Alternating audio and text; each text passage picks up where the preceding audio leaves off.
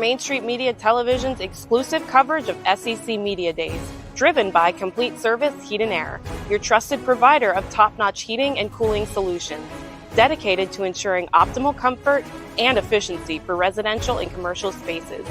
Complete Service Heat and Air is located in White Bluff, Tennessee. We do service and repair on heating and air in the right way. 24/7 service. Call us at 615-797-3997. Serving Cheatham, Davidson, Dixon, Hickman, Humphreys, Montgomery, and Williamson counties. SEC Media Days is also brought to you in part by Mid-Tennessee Bone and Joint Clinic, Micah Blunt, your State Farm agent, Tim Sutherland of Rolling Hills Realty, Pamela Witt, loan officer for First Lending Solutions, Luke's Breakfast and Burgers, the Roxy Theater, the Bone and Joint Institute of Tennessee, and Alicia Duncan with 24 Realty. Now, let's go to downtown Nashville and join Maurice Patton, Chris Yao, and Wade Neely as they broadcast from the Grand Hyatt.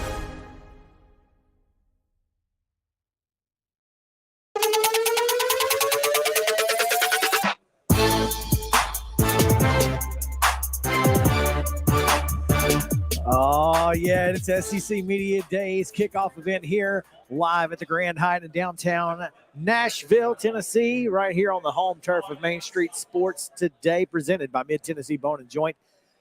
We are in the Mobile Lee Company studio, and boy, have we had a great and busy Tuesday already. If you've been checking out our Twitter page, you will have seen several team-centric segments. Team-centric. Did you come up with that? No, I was just about rolled to say right off the segment, tongue. and centric came to mind, so I went with it.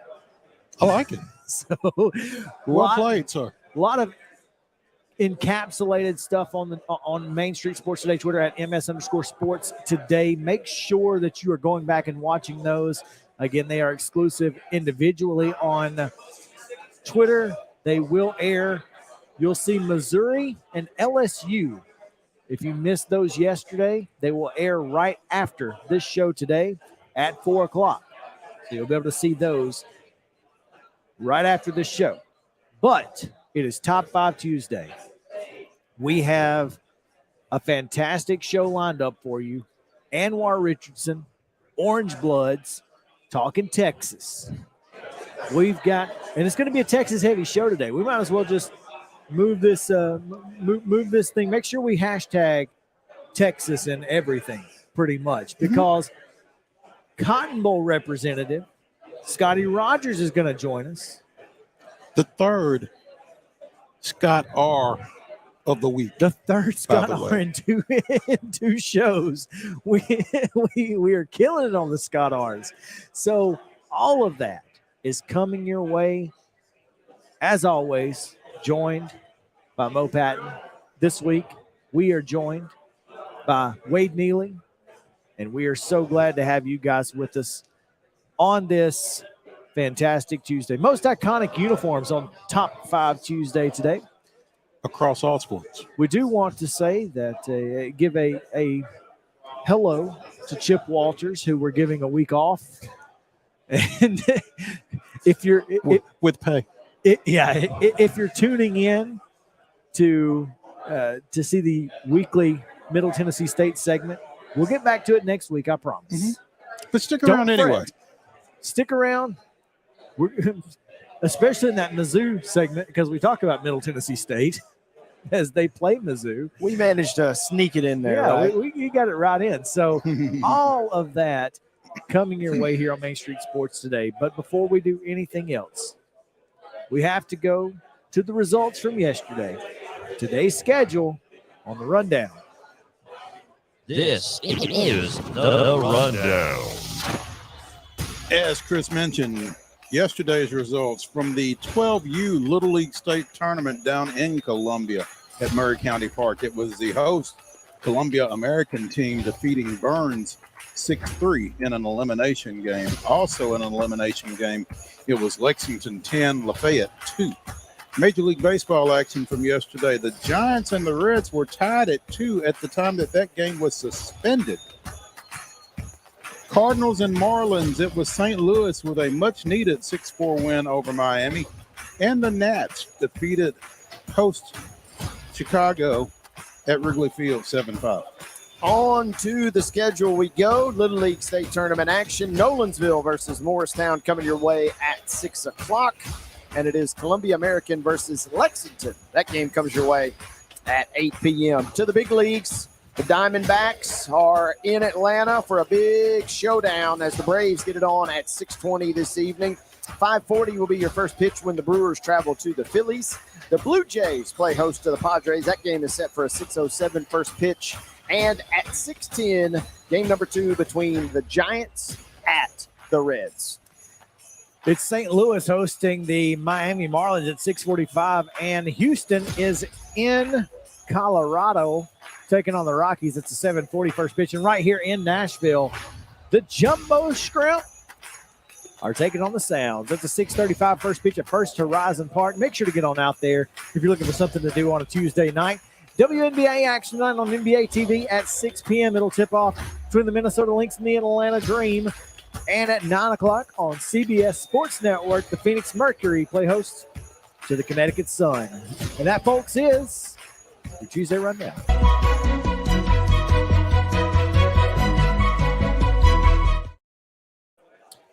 Today's top story, as is every day. Justin, I used to give you a lot of crap, and I got to apologize. Oh, Lord. I used to give him all kinds of crap because he would come on to Mornings on Main Street when I was guest hosting the show for 3 months.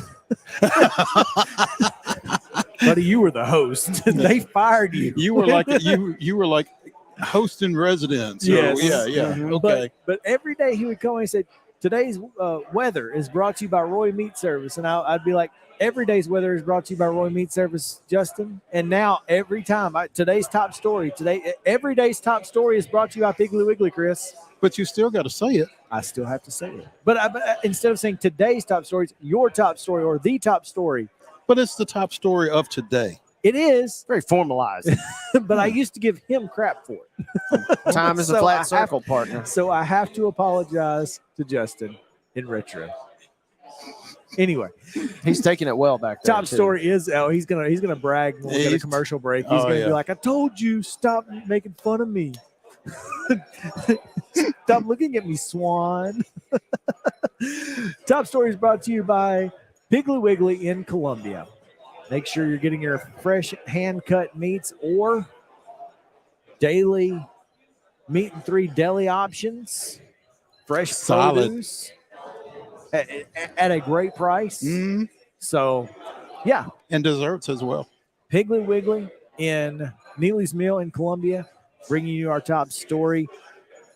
Today's top story is interesting because this morning I saw a release that the NCAA is going to be hosting a college basketball invitational tournament for women's college basketball.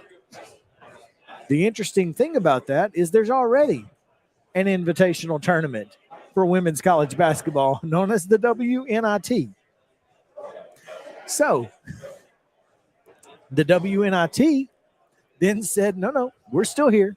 We're still going to have 48 teams. don't know what 48 teams are going to have. There may not be 48 teams left. According to this release, the NCAA announced Monday that it is creating another women's college basketball tournament that it will operate like the men's NIT as a second option for 32 teams that do not make the NCAA tournament. Okay, so 68 plus 32 is 100. And then another 48. And did we find out if there's a women's CBI? I'm almost positive there is a women's CBI or there is a women's basketball invitational.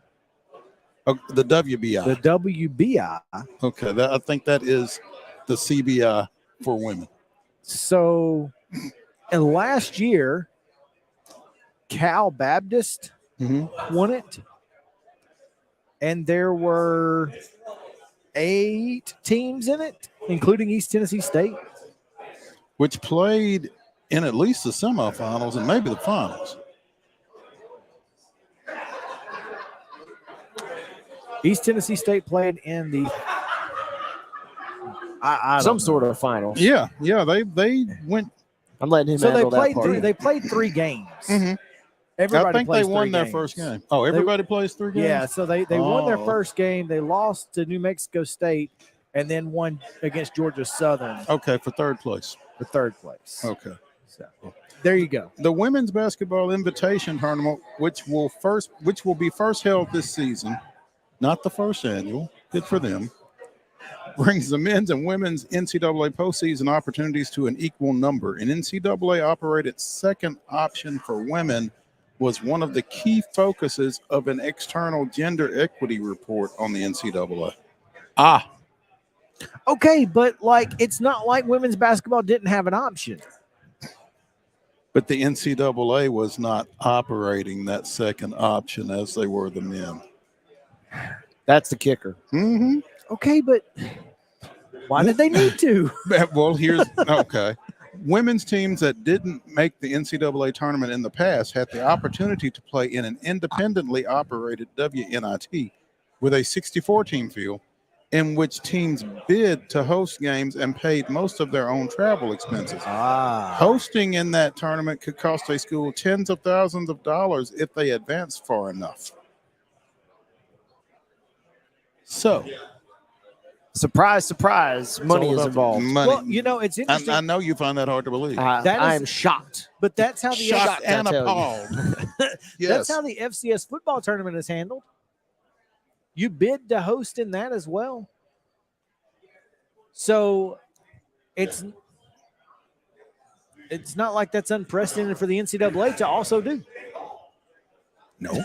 This is interesting. Well, and what I'm taking away from this is we are at SEC Media Days, but anything we could put more of the onus, especially financially, on the NCAA for a variety of reasons, I'm okay with that. Well, yeah, because they got plenty of it. Well, they just got an $8 million influx from Knoxville, Tennessee over the weekend. So, yeah. That covered a couple home games right there for somebody.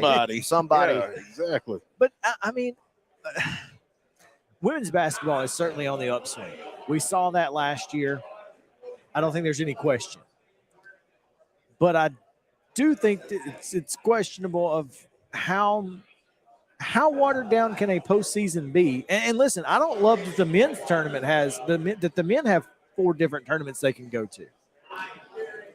Seton Hall women's basketball coach Tony Bozzella.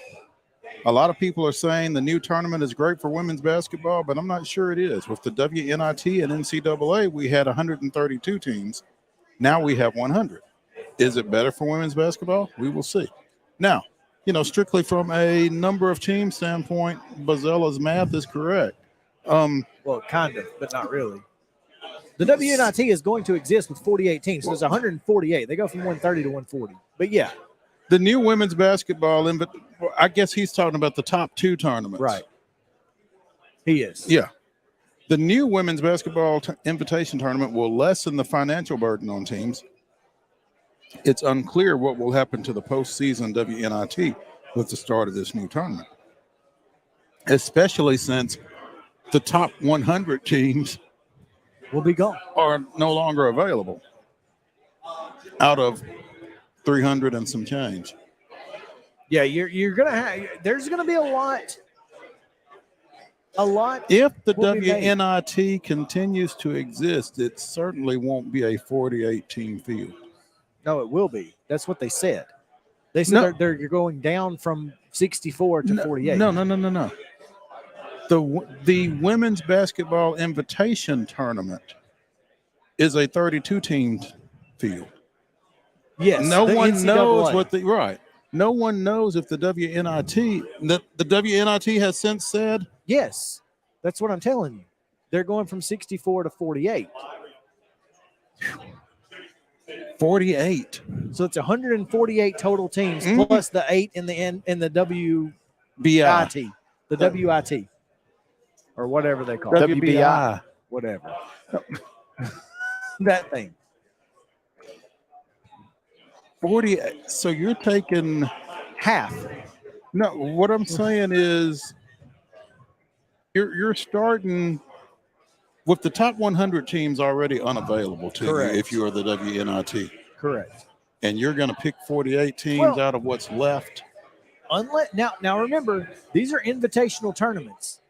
Teams could choose to go to the WNIT. They're not gonna, because it's gonna cost them money to do it. Right. Mm-hmm. The WNIT will not exist in 3 years. It can't. I wouldn't think. Not if the NCAA is going to pay my way, and then you're talking. Or I'm going to have to pay my own way in your tournament. Those are my options. It's pretty clear what I'm going to do. And so then you're talking about a lot of 17 and 15 teams playing in the mid-major WNIT. conferences. Missouri State and Jacksonville State women doesn't really move the needle. Nope. Even when you're playing, at home. Because I don't imagine anybody in Springfield, Missouri is going to get real excited to see 17 and 15 in Jacksonville State, nor vice versa in Jacksonville. Outside of people directly connected with the program. And it's not enough. No. Not to pay whatever is necessary to pay in order to host it. Mm-hmm. You're not going to make any money. So, given our location for the week, that would kind of beg the question. That kind of reminds me of a famous potatoes type bowl situation where 2 6-6 teams. We've talked about a couple SEC programs this morning getting to 6-6 to get to a bowl. That's always been that, right. age-old debate is how many is too many. And it seems like we're kind of reaching that critical mass here with women's basketball. And my thing with bowl games has always been, if they want to play, let them play. I don't have a problem. That too many games has never been a argument that did anything for me. But they don't have to go. No, they don't have and to. That, you can opt out. You can say no. No, we're not going to play. And you see that a lot in basketball, where a lot of teams do say we're not going to play. MTSU did it. Yeah, this year. Well, and I think a lot of times that's because the alternative is they're going to have to write checks. And why would you? So right, yeah. I mean, it makes sense if you got a lot of underclassmen, and you're. There are different factors for different teams, different programs that maybe you would or maybe you would not choose to play in those events. But I think with the first, theoretically speaking, with the top 100 women's teams not being available, I don't know who else is going to pursue that. I certainly, again, I don't think it's going to exist in 3 years. Yeah. I mean, this will be the end of the WNIT. And there's going to be a lot of folks at the top of the WNIT who are really upset because their cash cow just got tipped. And that's oh man. Let's take a break and talk a little baseball. We'll go to the Braves, and then pretty much the rest of the day is going to be football, mostly Texas football of some sort, and top 5 most iconic uniforms. So all of that still to come right after this day in Braves history and some baseball. So stick around on Main Street Sports Today, presented by Mid-Tennessee Bone and Joint. back to the Lee Company studio right after this.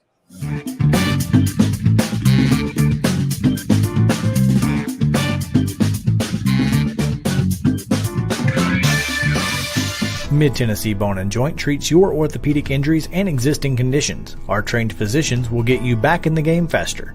Contact us at 931-381-2663 or www.mtbj.net.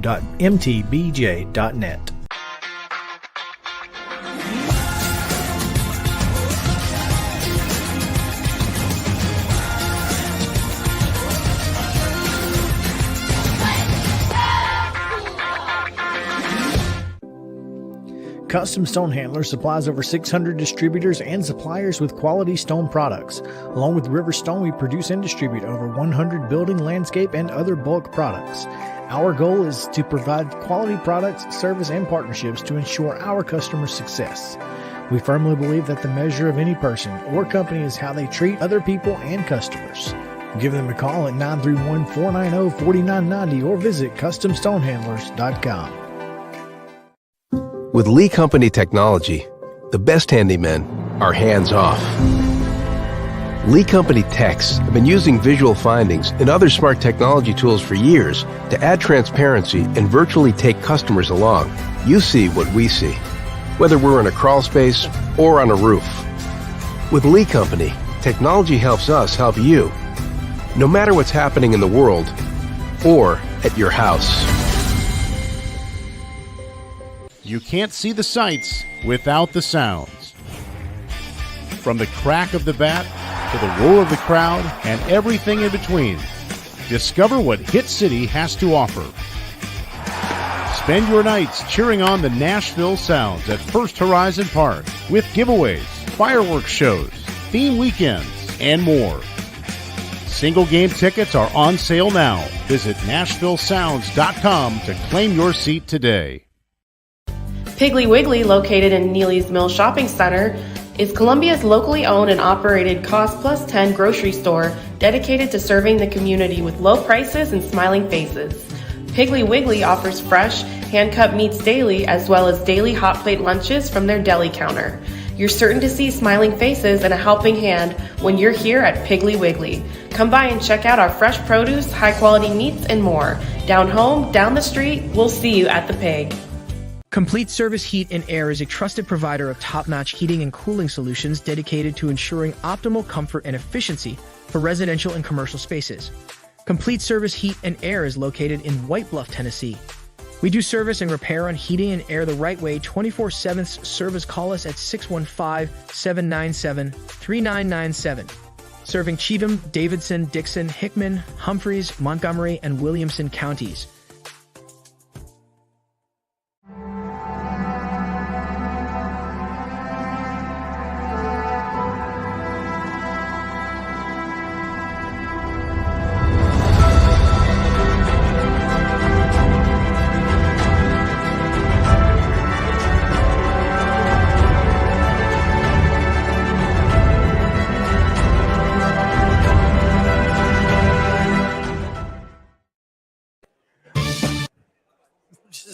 July 18th, 2006, the Braves scored in each of their first 6 at-bats and hit 5 home runs to win 14-5 at St. Louis. The offensive performance, headed by a pair of Andrew Jones homers and a 5-for-5 6-rib night, marked the 5th straight game in which Atlanta had scored 10 or more runs, making the Braves the first team since the 1930 New York Yankees to accomplish that feat. Over those 5 games, which included a pair of 15-run outings, and all of which were on the road, Atlanta scored 13 total runs. That was this day in Braves history. 5 games, averaging 13 runs a game. Yikes. And we were talking about this team's offense being electric. 2006 was something special, wasn't it? And here's the thing. So not only did they score 65 runs in 5 games with 5 straight 10-plus, they outscored San Diego and St. Louis 65-28 in those 5 games. Almost 3-1. Yeah, but gave up nearly 6 runs a game. Of course, it's easy to do when you're scoring that many. You can just Well, it got skewed with the first game, which was a 15-12 win over San Diego. After that, things that were makes a little tidied more up. sense. That Yeah. makes a little more sense. Now we're talking. Yeah, Now we're followed talking. up with 11-3 and 10-5 over St. Louis and 15-3 and 14-5. I'm sorry, 11-3 and 10-5 over San Diego, 15-3 and 14-5 over St. Louis. Well, when you're scoring that many runs, you can afford to throw the ball down the middle. There you go, and let let's it see how work. far they can hit it. Let Well, that that's- turkey work. Yep, Put it in play somehow. Let's get out of here. that's it. That's Let's it. just get back to the bat. The pitch Just- clock was not in effect back then, too. Just don't walk people. Yeah, Yeah, let's keep this thing moving. yeah. Braves in Arizona, as Wade told you earlier. Mhm. And Mo has a couple of notes here. Colby Allard headed to the injured list, 60-day. Yeah, that shoulder was apparently a bit more serious than folks realized. Clearly explains a little bit because he had been pitching really, really well to that point in the season and did not. He have did a not great- throw well He Sunday did not throw well Sunday at all. at all. Now, interesting move here, Mm-hmm. as instead of bringing up a pitcher when you have like 7 on the injured list right now, they decided to bring up an outfielder. Did not play. Forrest Wall, because if somebody's going to play, Sam Hilliard's going to play. Why is Forrest Wall coming up? So I'm really curious what this. I think means. part of the reason Forrest Wall came up, though, is because nothing has been done with Eddie Rosario with regards to the hamstring situation that he's apparently dealing with. So give yourself some extra depth in the outfield. And I don't know. How many outfielders do the Braves need? They've got, technically they only have like 2.5. But, by position, I guess I'm not even counting Ozuna as an outfielder at this point. He's the DH. Rosario, Hilliard. Ozuna from the Braves. Yeah. So I guess 4, and now you've got 5. Acuna, Harris. You're not counting Ozuna. Rosario. You can't count Rosario because he's hurt. Well, but he's on the IL, is he? No. So Okay, so Rosario, Pillar, Pilar. or I forgot about Pilar. How'd you forget about Pilar? So that's 6. Yeah. It's insane. Pilar, Hilliard, and Wall now. Why? What did you want him to do? The puzzled look. Yeah. What did you want I him am to do? so confused. I don't know. There's no need right now to bring up another starting pitcher. No. Okay. So, what would you have them do? Seriously, I'm asking It's a you. great question, but I don't know why it's an outfielder. And you've got Charlie Culberson, who's already not playing anything. Right. So bring Forrest Wall up and let him get a little. Let Forrest be great, man. Come on. Yeah, let Forrest Could get be a good clubhouse guy. You never know. He eats ice cream with warm towels. There you go. He's Better than anyone. He's the best sunflower seed eater they got on the squad. Come on. Let Forrest get a little service time. He ain't hurting nobody. What did Forrest Wall do to you? Where did this vendetta come from? Right? There's nothing Free to do with Forrest Forrest Wall. Wall. I'm just very confused as to why this. I know our new shirts we're getting. What? Yep, that's it. What? It's a weird move. Like it just didn't. It doesn't have a purpose. And I guess that's the point. When did we start questioning Alex Anthopoulos? Never. And if nothing I else, was curious if there was an actual purpose. if nothing else, it gives us a chance to say the name Forrest Wall. Forrest which is, Wall. You gotta say it it's twice. a pretty good name. His name is by all Forrest. accounts. Forrest Wall. You gotta say it twice. There you go. It's a move. It's an interesting one. It is That's a all I'm move. saying. It is definitely a move. It is an interesting one. This is only Tuesday of SEC Media Days, by the way. Hey, I'm just going to let Alex cook. Hey, let him cook. Let him cook. Let him cook. Hey, I got a question for you. If coming from @13 Chop on 13. You have 2 options if you are Alex Anthopoulos. 2 options. 2 options. All right. Option number 1. Mhm. The Braves sign Shohei Ohtani for 10 years through 2033. Okay. Ohtani and Acuna would play on the same team for 5 years, but Acuna walks after his current contract is up, and Ohtani would be signed for 5 more years. Or the Braves extend Acuna for 10 years through 2038. Those are your two options. Which one do you take? I'm extending Acuna. All right. I don't need Shohei Ohtani. Shohei Ohtani would look fantastic in a Braves uniform. Love to have him. But not at the expense of too many people that are already here, and certainly not Ronald Acuna Jr. Okay. That's a perfectly – I don't think there's a wrong answer here. That's fair. Two good problems. I don't think there's a wrong answer. What's your answer? I picked Ohtani, and here's why. You get a starting pitcher and a right fielder, and you don't have you still have Ronnie for 5 more years. The only reason is because Shohei Ohtani is the greatest player in the game and perhaps the greatest player of all time. And that's it. That's the only, like you said, it's hard to say no to signing Ohtani for 10 years.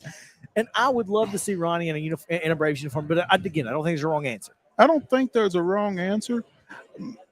The skeptic in me wonders what what you're ultimately going to decide to not pay for down the road to sign Ohtani. Oh, you're definitely going to have to be. Yeah. There will be decisions that have to be made, and I think those decisions would be made easier if he's not there. But you have to you have to remember this. You're getting 2 players for 1, so you could conceivably pay him 2 salaries. And that's a question I was about to ask you, great baseball minds here. What is the shelf life on the dual role of Ohtani going forward? As somebody who's kind of keeping up with it, but not really. What is everybody speculating? How long can he be a dominant pitcher? That's the question. That's what I'm kind of genuinely How wondering. long can he be a dominant pitcher, and how long does he play outfield before he becomes a DH? Now, that's the thing. He can DH forever. Yeah. 29 years old. So I don't want him at 39 trying to pitch.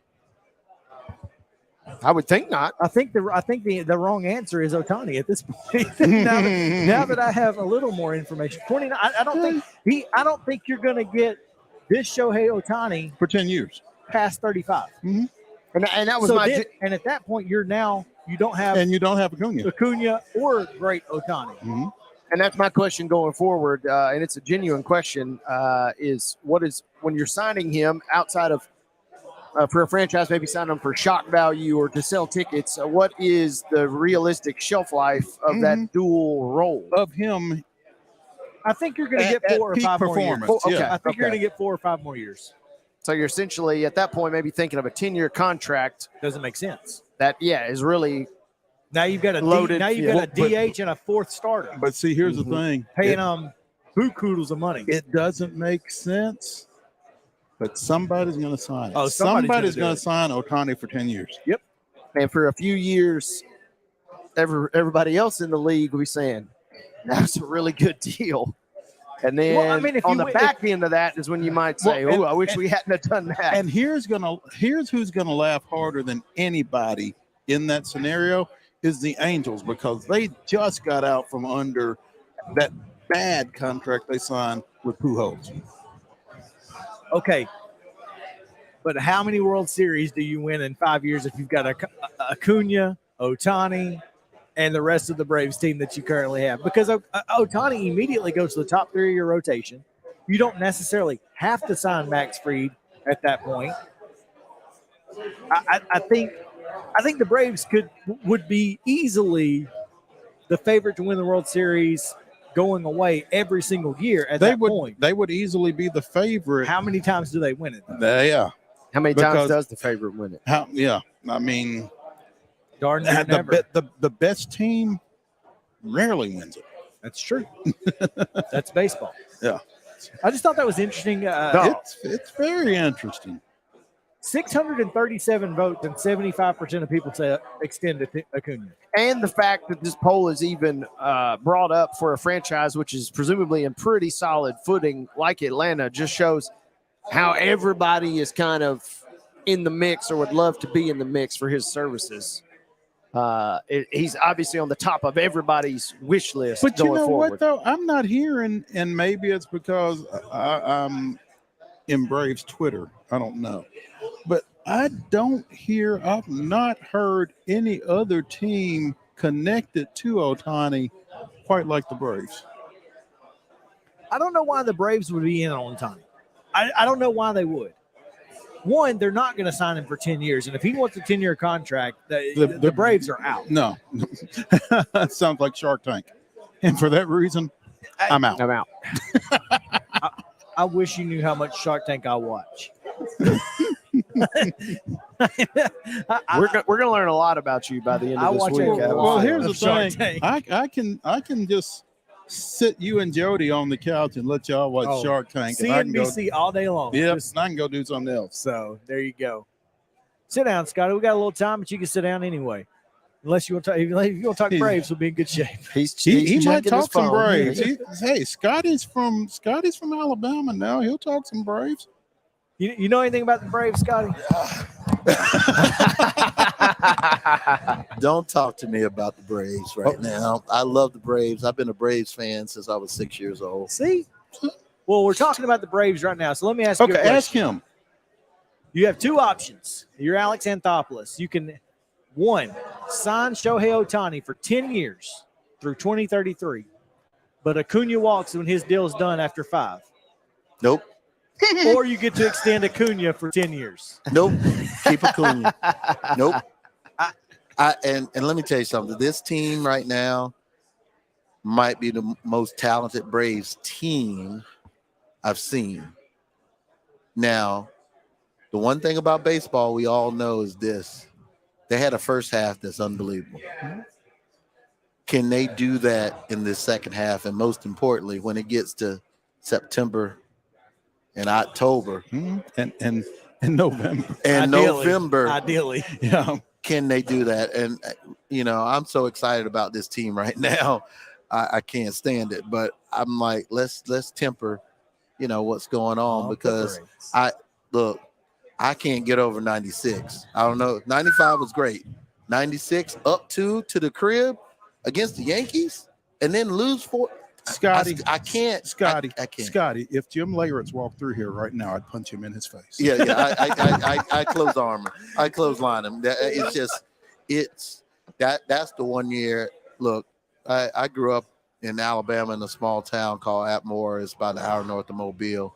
So I grew up watching the Braves on TBS. My mom, God rest her soul, she used to call them the losing Braves because basically the entirety of the 80s, they didn't win a lot. There were some great teams and some great players. They didn't win a lot. And then obviously worst to first. I remember being in college at Alabama when they went. I distinctly remember not writing a paper that I was supposed to be writing because I was watching that game and they went from worst to first. And I was running down the hallway in a dorm just screaming to the top of my lungs. And about 3 that morning, I realized I probably need to write this paper that I do. So I was up all night, not celebrating. Unfortunately, from about 3 a.m. to about 6 a.m., I was writing a paper that I should have written, a week prior, probably. Yeah, you missed that one. But the instant gratification. Oh my God, it was unbelievable. I knew it was something I liked about this guy. It is unbelievable. That's it. The Braves have been they have been the source of a lot of fun moments. I mean, when they won in 21, I teared up. I mean, I was at home watching the game. I was very fortunate. I saw the last baseball game in Fulton County Stadium, which was not a Braves game. It was the 96 Olympic gold medal game. I had a chance because I was actually working for the Southeastern Conference. I know Mo knows, but my first job out of college was at the SEC. So I started in 95 as an intern, and 96, 9 months into my internship, Roy Kramer offered me a full-time job, like on the spot. And you were ready to go.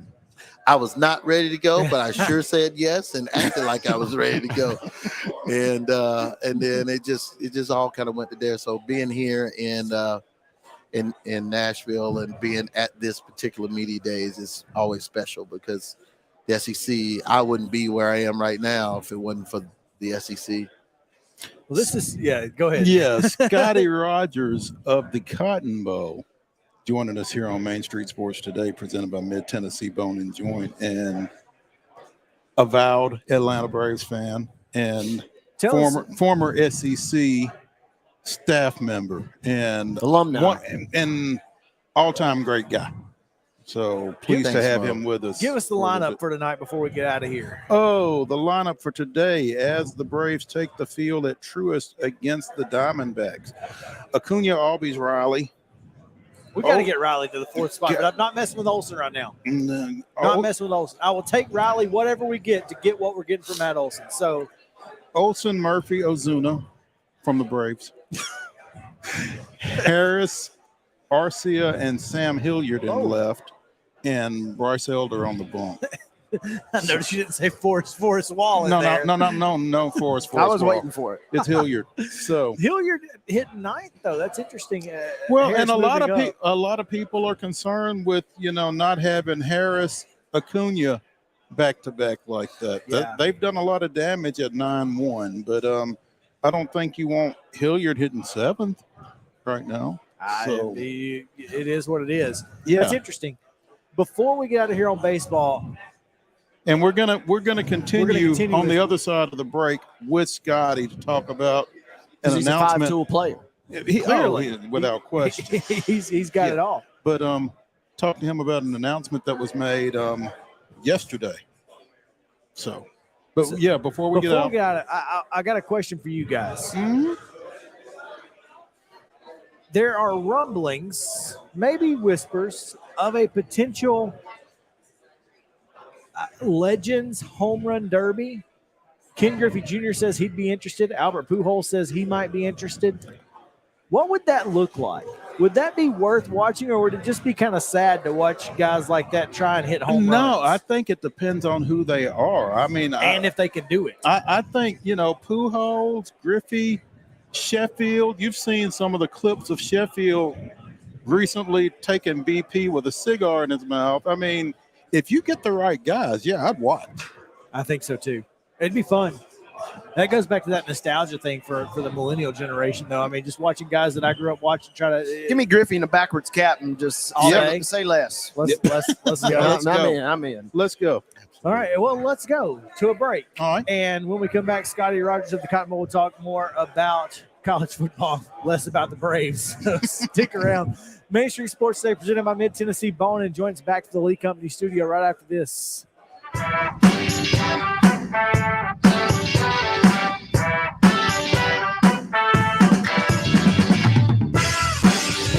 Since 1975, Mid-Tennessee Bone and Joint Clinic has treated the orthopedic needs of Middle Tennessee residents. The trained physicians provide surgical options and minimally invasive options to treat all orthopedic needs. The walk-in clinic, OrthoQuick, helps you bypass the ER while treating sports injuries and acute needs Monday through Saturday. Visit MTBJ online at mtbj.net or on social media at Mid-Tennessee Bone Joint Clinic.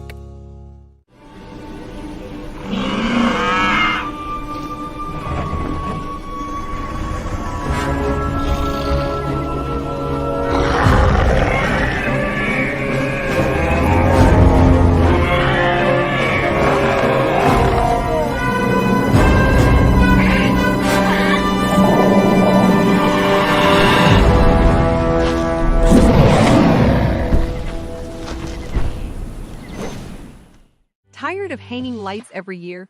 We get it. That's why Southern Nights is here to help. We install programmable lighting on your home or business so you can enjoy beautiful, customizable lighting all year round. No more ladders, tangled lights, or cold nights outside. We do the work, you do the celebrating. Call Southern Nights today and take the hassle out of holiday lighting forever. For a free quote, give us a call at 931-241-3074 or visit our Facebook page at Southern Nights.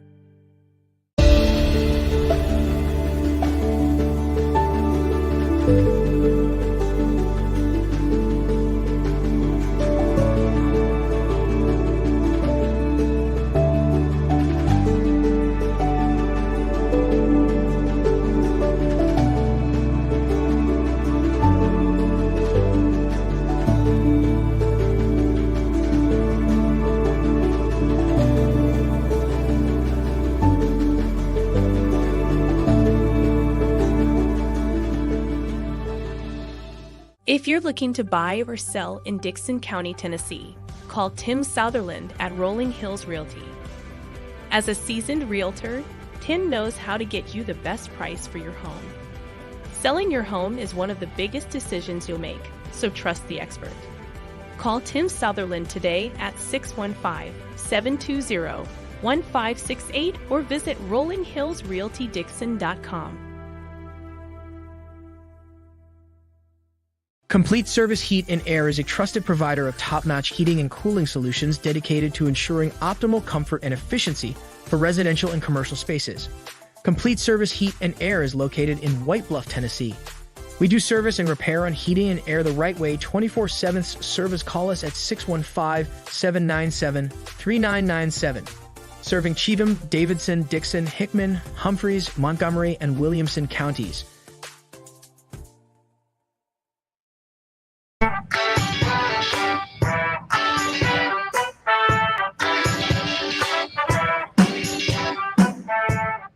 Welcome back into SEC Football Media Days kickoff event here at the Grand Hyatt in downtown Nashville. This is Main Street Sports Today presented by Mid-Tennessee Bone & Joint. We are in the Mobile Lee Company studio here on Radio Row. Glad to have you guys with us as we continue coverage all week long. We'll be here live on set through Thursday, and then, of course, The marathon on Friday. A marathon indeed on Friday. You'll be able to catch Main Street Sports Today content from 2 until about 5 o'clock. It'll be 6:37. It'll be late-ish. It'll be late Friday. So if whatever you want to see, we're going to have it. So, yes, we did, in fact, invite Scottie to be on camera. I don't know what happened, but You've got a fan or a foe. I'm not sure which. A publicist. That's one of my colleagues, Scott, who works at the Fiesta Bowl. Of course it's Scott. Of course it's Scott. Everybody's Scott. So Scott, Scotty, yesterday we had Scott Ramsey. Yep. And we had Scott Rabelais. Now we have So now we got, but I'm a Scotty. I'm like Pippen. I'm a Scotty. But you still got an R. I still Scott R. It's the R's, man. I don't know what's going on, but we're glad to have you guys with us and talk a little bit about what you're doing out in Texas and the Cotton Bowl in Dallas, and of course with yesterday's big announcement that SEC Media Days will be on the road to the Lone Star State next year. Kind of wild, huh? It is wild. I'm excited for my friends at the SEC office to come to North Texas, and we're going to be there to help them bring this event to life. It's an event that has grown exponentially over the years. As I mentioned before, I worked at the SEC in my first job out of college, so I worked 5 SEC Media Days on the staff. None like this. It was nothing like this. It was we were at the medical center in Birmingham, right across from the office. Right across from the office, and then went to the Winfrey as time went on, and obviously that just has expanded and expanded and expanded. So this is just unbelievable, and it's great to be here and great to see some friends and talk about the Cotton Bowl. So what you're saying is drinks are on you in Dallas, right? Drinks are on somebody in Dallas. It'll still be on the SEC, but it won't be on me. But that's all right. We'll tell you where to go get some good ones. Okay, all right. And some good barbecue. Oh.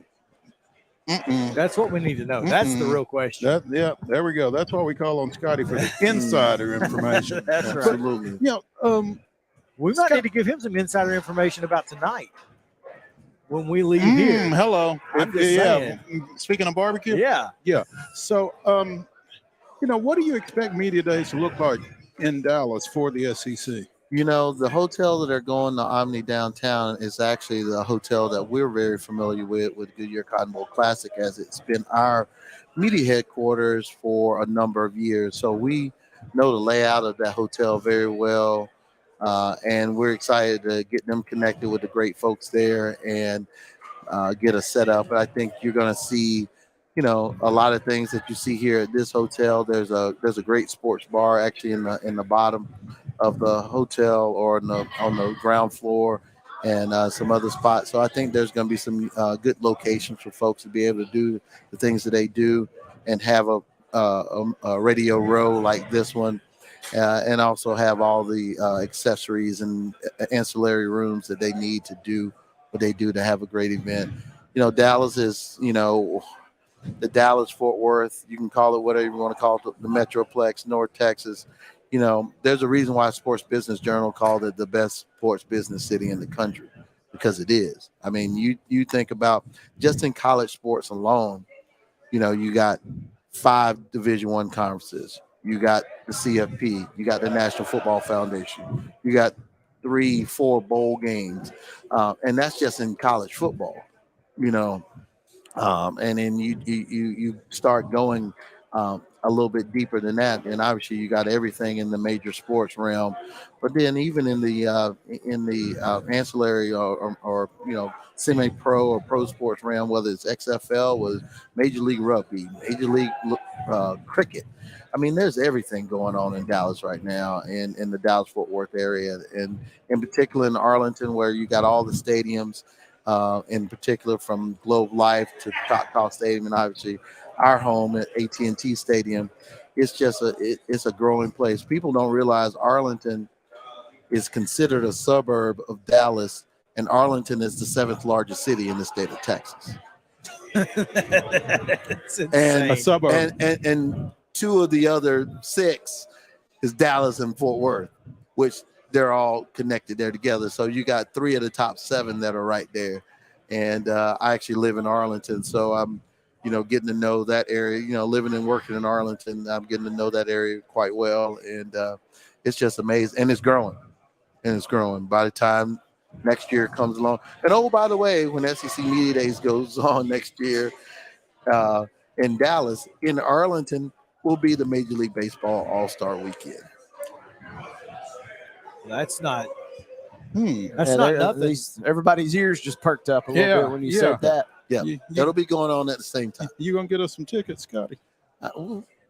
Efforting, good radio term. We're efforting already. That is a good. That is flawless execution. Mo says that one a lot. Scotty, from the city standpoint, obviously this news has presumably been in the works for a while, but it was just officially announced yesterday. How do you think the city, especially obviously given the news of Texas and Oklahoma coming in, how is the city and the kind of the outlying areas, are they going to embrace the fact that the SEC is kind of coming into the Lone Star State next year? Everything's bigger in Texas. So you already know they're going to come strong. Look, Oklahoma folks, Arkansas, and obviously Texas, they are built and have been set up to come to Dallas all the time. Whether it's A&M Arkansas, which is a game we host, Southwest Classic in September, whether it's OU Texas at Cotton Bowl Stadium, which not to be confused with the Goodyear Cotton Bowl Classic, the bowl game.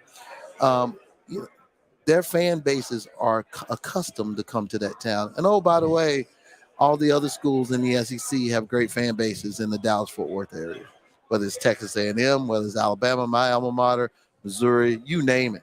We just did our Hall of Fame in May, and we had, Texas A&M going in. We had folks from Texas A&M, we had folks from Missouri, and we had a great crowd there because a lot of college football fans and a lot of SEC, Big 12, Southwest, old Southwest Conference folks that are there, and just some good college football fans. So they're going to embrace it. I think you're going to see a lot of folks there. And look, the excitement around OU and Texas going into the SEC is probably one of the most significant conference shifts that has happened in college athletics. And it's going to feel that way at that media day. And that's the interesting thing to me is Texas and Oklahoma, they know what they're getting into, but it's not as if those 2 programs are not coming in with their sleeves rolled up, ready to start throwing haymakers. That's the interesting thing to me. Seems like sometimes we see conference realignment and a school kind of tiptoes or backdoors into a league. Seems like those 2 are ready to come in swinging. Absolutely. Well, you look at an Alabama, I'm not trying to be biased, but Alabama's undefeated in AT&T Stadium. They know that stadium. They do well. There's fans all over.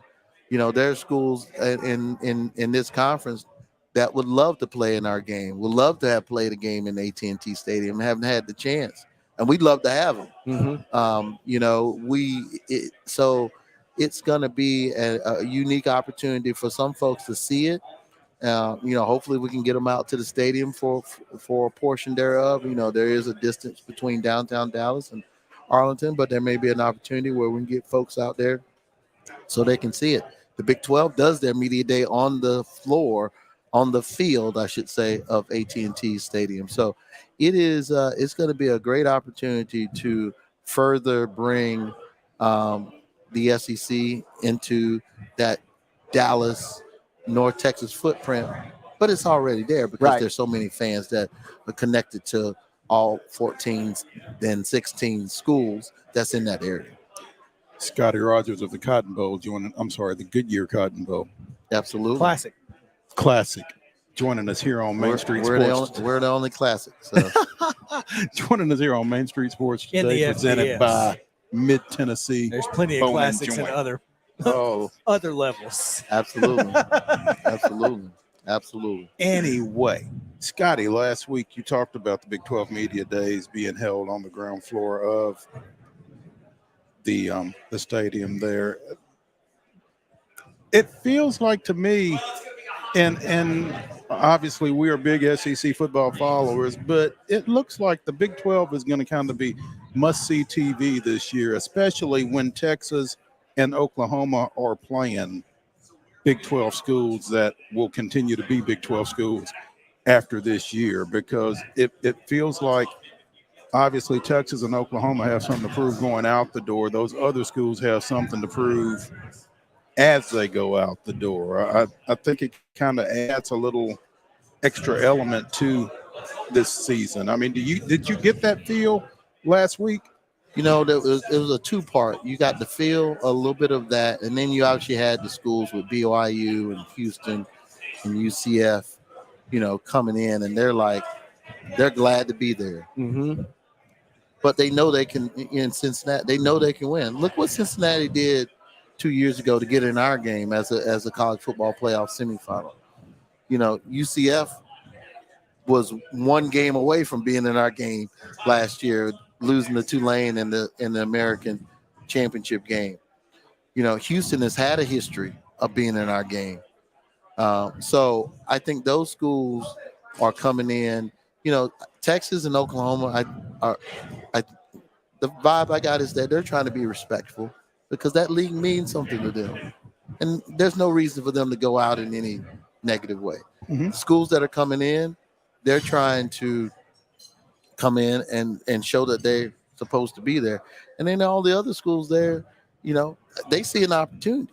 They see a window because of what OU and Texas has done, at least in football, as far as being some of the dominant programs. Now the window is opened a touch for them to come in and become, now we can become that team that everybody's going to see. Because that's the other thing, with our Cotton Bowl Classic, we help out with all the media and game operations with all the college football games that happen in AT&T Stadium. So outside the Southwest Classic, one of the events we do is the Big 12 Championship game. So we have a great relationship with the folks at the Big 12 Conference as far as making sure that their championship game goes off without a hitch and is operated and executed at a high level.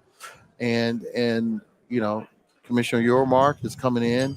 He's going to make it must-see TV because he's going to do some things that's a little different for their conference, and he's going to bring some different elements for their conference. And, our job is going to be to help execute some of those things that are away from the field, but most importantly, making sure the things that center around the game and what actually happens on the field goes off without a hitch. It's interesting that you say that about Yormark is going to do things a little differently because, Wade, was it you and I that were talking yesterday about Yormark and how he's got to be a little bit more brazen, maybe? I mean, got to do something to stand out amongst the crowd a little bit. Generate some energy and excitement around that conference right now. Absolutely. And look, every conference has got to do it. The SEC is built a little differently, so maybe they don't have to do as much of the flash because of what they are and who they are.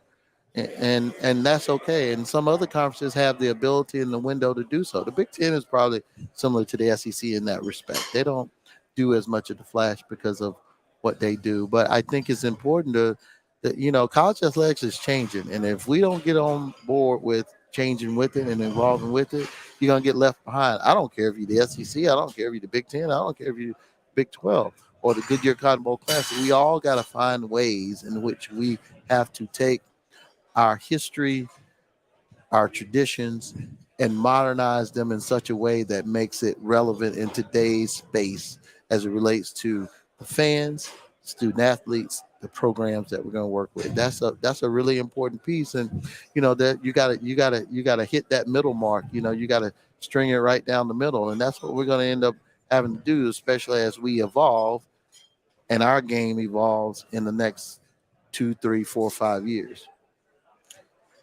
Speaking with Scottie Rogers of the Goodyear Cotton Bowl Classic, let's talk about the Goodyear Cotton Bowl for just a minute here, because we spoke earlier with and have spoken with Bill Hancock on a number of occasions throughout this week, and we'll continue to do that, I'm sure, as we see him wandering around having a good time, as we are prone to do here. 2024, Friday, January 10th. That is a long time to wait for the Goodyear Cotton Bowl Classic in a postseason. It just seems like, man, 10 days after the start of the year. How crazy is that? The ironic thing is that's my birthday. Hello. So January 10th, I was born on January 10th. Throwing a birthday party, huh? So yeah, and the thing is, our schedule is going to be compressed. Normally in a bowl situation, as the years have been, you've had a 6 or 7 day experience. Well, that's probably going to be cut in half at least. So how do we bring the best of what we do in that window that's still being discussed, but 3-4 day type window? We're going to have to do some things differently, whether that's for the teams, whether that's for the fans, whether that's for the media. We're going to have to find a way to do the things that we do best in a compressed window at a unique time, because like you said, you're not, it's not on a in the middle of that holiday break. Right. That gives you that feel. People are not off work. January 10th, everybody's back to normal life a little bit. Kids are back in school. Kids are back in school in all facets. So it's going to create some unique opportunities for us to be able to do some things differently. But yeah, it's going to be a long time to wait for that semifinal, because unique for us is that in the first year of the 12-team playoff, just as the rotation goes, and we rotate with the Orange Bowl, so it'll be us in the Orange Bowl as semifinal games in that first year. And then quarterfinals in 25 on New Year's Eve, which will be a little bit more normal for you guys. Absolutely. And the other thing, that we're going to have to get accustomed to is, in the current situation, we learn our teams on, the first Sunday of December. Well, in the semifinal year, we're going to learn our teams 4 days before they arrive. Yeah. Because they might be playing on Saturday and then arriving on Wednesday. Yeah, that's and in a quarterfinal year where there's a little bit of break, we'll know one team on that first. We'll know one team 2 weeks in advance, and then obviously we'll know who the potential of the other two teams might be. So it's gonna create a lot of different operational changes and flow with how we do what we do. We're gonna have to compress our timeline on how we do the things we do to create the branding, to create everything that we do that makes it special, so that when those teams walk into AT&T Stadium, they know they're playing in the Goodyear Cotton Bowl Classic. And going forward, after this coming year, they know they're playing in a CFP quarterfinal or a CFP semifinal. And that's going to be really important, because the crazy thing about the 12-team playoff is that there's a team that can be a Sugar Bowl champion and a Cotton Bowl champion in the same year, and then play for the national championship. How does that affect the swag is my question. Well, hospitality and swag is, we win that one. So we're gonna make sure we gonna make sure we keep winning that one. I don't want to be too bold there, but we want to make sure we keep bringing what we do, because hospitality and what we do as far as the overall experience for all those that touch our game, that come to our game, that's really important for us. We spend an inordinate amount of time working on the things to make sure that everybody that comes to our game has have an experience. You know, I come to these media days and I see these coaches, and some of them have been there as head coaches, some of them there has been in our game as assistant coaches, and they still talk about, you know, the experience. They still talk about some of the things that happened. You know, their spouses still talk about some of the things that they got, and you know, we still have that TV that you guys gave us. It's in our basement and we still use it, and those things are really important to us because we want those memorable experiences, because, you know, the pandemic should have taught everybody this. We cannot take what we do in the world of sports for granted, because it was taken away from all of us. Rough. It was taken away from all of us. So for me personally, and I'm sure for many others on the other side, I don't take any game that we have, any opportunity we have to interact with the media, interact with student athletes, interact with programs. I cannot take that for granted, because, you know, Mo and I go back when he was doing his journalistic work more so than he is now, and he was covering and covering women's basketball with Tennessee and Vanderbilt and Pat Summitt and Jim Foster. We go back, that's 20 some odd years ago. Hold on now. It was, and you know, Talk about pump the brakes. And that's those relationships are, to me, are critical. And I just, you know, I'm just lucky that I have a place that I work and I care about with the Goodyear Cotton Bowl Classic, that we can continue to create lifelong experiences for all the folks that come touch our game. And I mean that for the media too, folks like yourself that come in. We want to make sure that you have a great experience, because you're the conduit to get our word and our message, and everything goes out to the masses. And we want to make sure that when everybody listens to Main Street today, that they know that that trip to the Cotton Bowl was just fantastic. Absolutely. Yeah, and we want you talking about it 3 months after, 6 months after, 1 year after. We want to make sure it's a great experience while you're there. But when you're having your nostalgia conversations on the air, you remember that time we went to the Cotton Bowl Classic? We had a great time in this game, and that happened. And so that's what we really want to do. Well, Scottie, I can tell you this. Anytime you've been watching, especially during NFL draft, there are still highlights of Mr. Spears from Tulane just running roughshod over USC last year, over 200 yards. Now he's in the backfield with there. Continues. We hope that continues now that he's a member with the Titans. But an electric game last year between two teams that, you know, your traditionalists maybe would not have speculated would have been paired up. But 91 points between Tulane and USC. And what really was one of my favorite bowl games of the entire season last year. There's no one that would have predicted that game to be that game. And oh, by the way, Caleb Williams, the Heisman Trophy winner, had one of the best games in 5 Goodyear Cotton Bowl touchdowns, Classic easy history.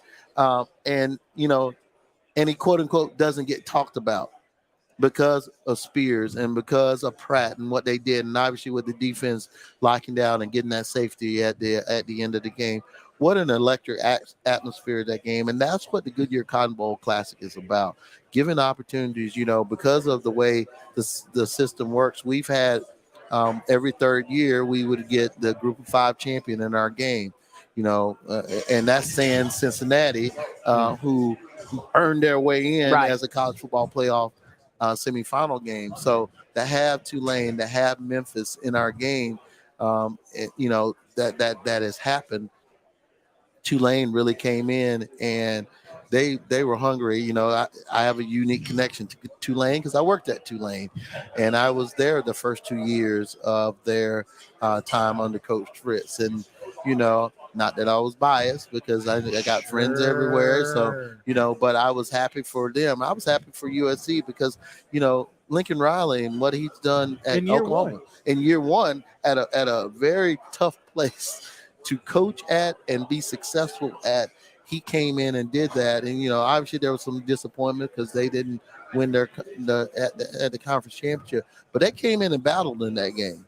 And they didn't, you know, Tulane just did what they needed to do. And it was a really electric atmosphere in AT&T Stadium for that game. And, one of the most unique things about this, and no disrespect to any other win Tulane's had in their football history, but most likely that was the biggest win in their football history.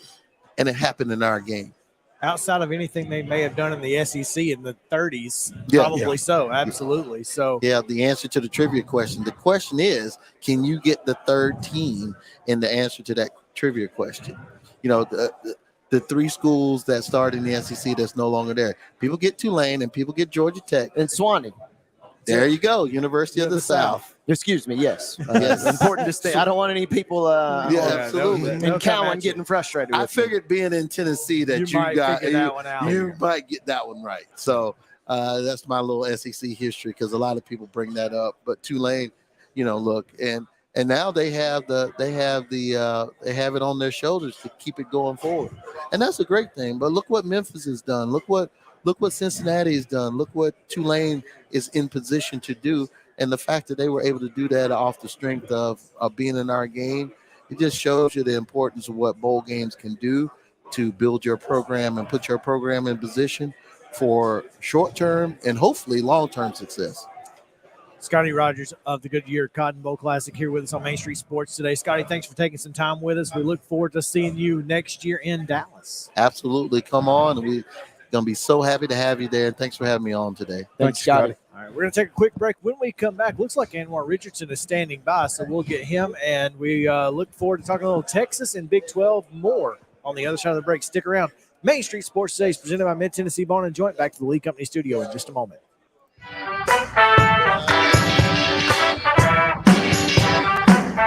Since 1975, Mid-Tennessee Bone & Joint Clinic has treated the orthopedic needs of Middle Tennessee residents. The trained physicians provide surgical options and minimally invasive options to treat all orthopedic needs. The walk-in clinic, OrthoQuick, helps you bypass the ER while treating sports injuries and acute needs Monday through Saturday. Visit MTBJ online at mtbj.net or on social media at Mid-Tennessee Bone Joint Clinic. Complete Service Heat and Air is a trusted provider of top-notch heating and cooling solutions dedicated to ensuring optimal comfort and efficiency for residential and commercial spaces.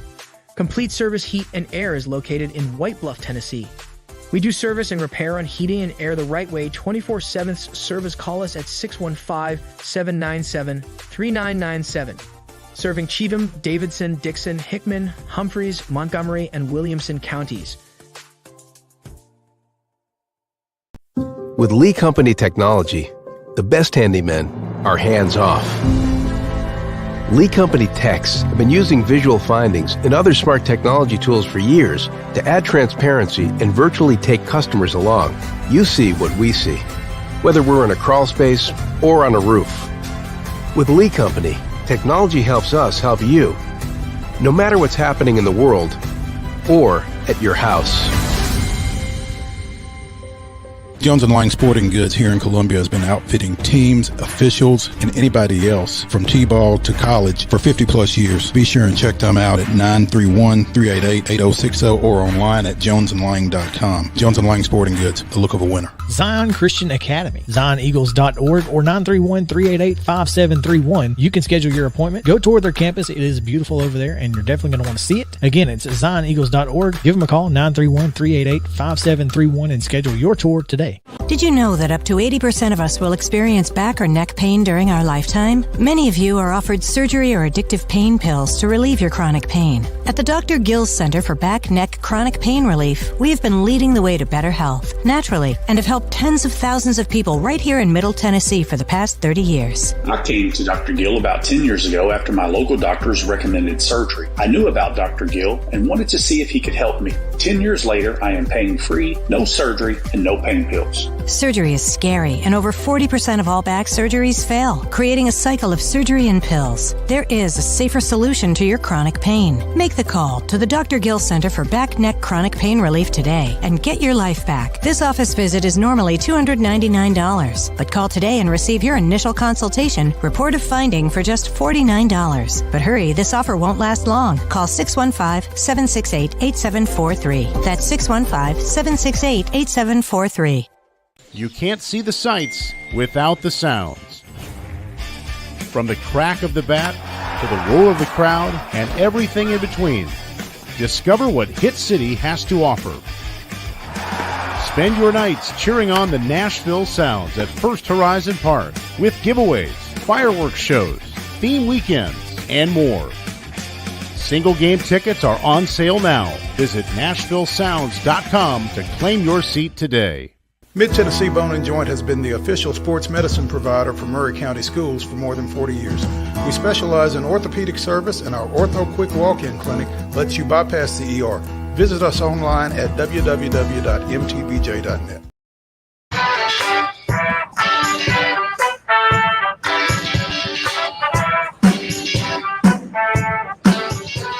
Welcome back into Main Street Sports Today, presented by Mid-Tennessee Bone and Joint. Coming to you from the Mobile League Company studio, it is 2023 SEC Football Media Days kickoff event at the Grand Hyatt in downtown Nashville. Man, what a week already. We're just Tuesday. We're only halfway through Tuesday, and so excited to continue talking about Southeastern Conference football the rest of the week. But, Mo, last year we were unable to make the connection to get this guy on our show.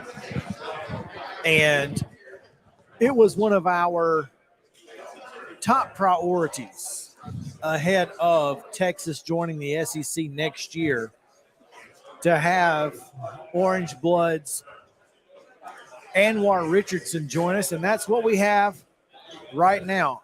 ANWAR, thanks for taking time with us, man. I appreciate it. You know, this is our soon-to-be home for the University of Texas, so got to come out and do a little scouting report, see what's going on, see the ins and outs of this thing. You know, it's the SEC Media Days. As a person who's covered Big 12 Media Days, kind of equate this thing to like Big 12 Media Days. It's almost like, you know, you go to a weekend concert or concert festival, and Big 12 Media Days is that act that performs about like 6 o'clock. Right. And, yeah. they're kind of localish, you know, and it's like, it's cool. But then it's like the SEC is the guy that comes on drunk at like 12:30. You're like, are you ready to rock? And they do the damn thing. And that's kind of where we are. So kind of here to enjoying it and see the big differences between the two conferences. What is different? Just from the media day experience. I think it's well, first of all, there's more media that's here. Okay, so last year I was in Atlanta, obviously at the College Football, Hall of Fame here. It's obviously here in Nashville. It's always been in Dallas and kind of in Jerry's World, Arlington.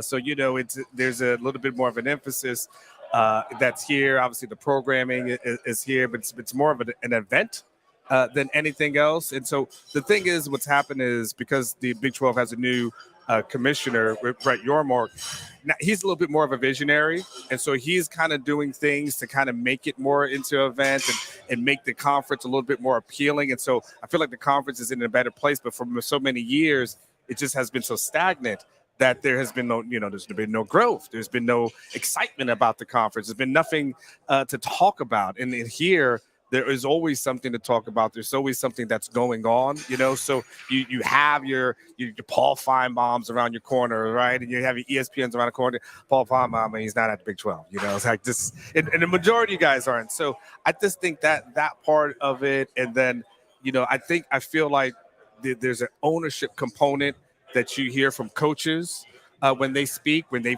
take pride in the conference. And they take pride in like this is us and this is what we do, and then we're the SEC, and while there's competitiveness, they feel like this is the best conference, and there's enough evidence to prove that. So I just think that those things that involved is just a bigger scale, and honestly ends up being something. I look at Texas and I'm like, well, this is probably where you need to be anyway. Like that will be home. That's probably a better suit for you.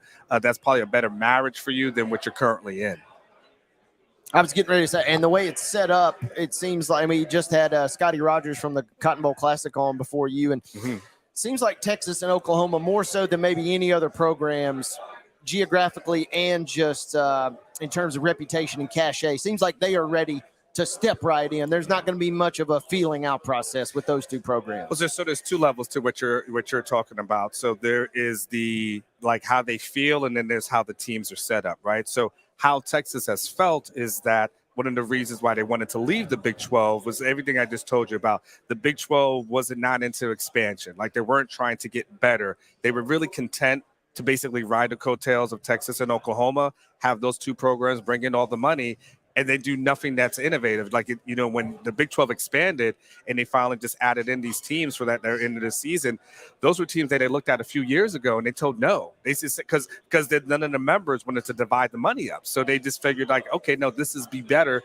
for us. And then when it's all said and done, Yormark comes in and eventually, not since Yormark, he's a little bit before him, but then they add the UCFs and they add the Cincinnati's and the BYU and the Houston's of the world, and now all of a sudden they're a little bit more valuable. Yormark goes ahead and it gets them the new television deal, so he does that. So there is this feeling of belonging for Texas that, okay, they're not going to be in a conference where they have to carry everybody else. Like they can be in a conference where everybody else is carrying their own weight.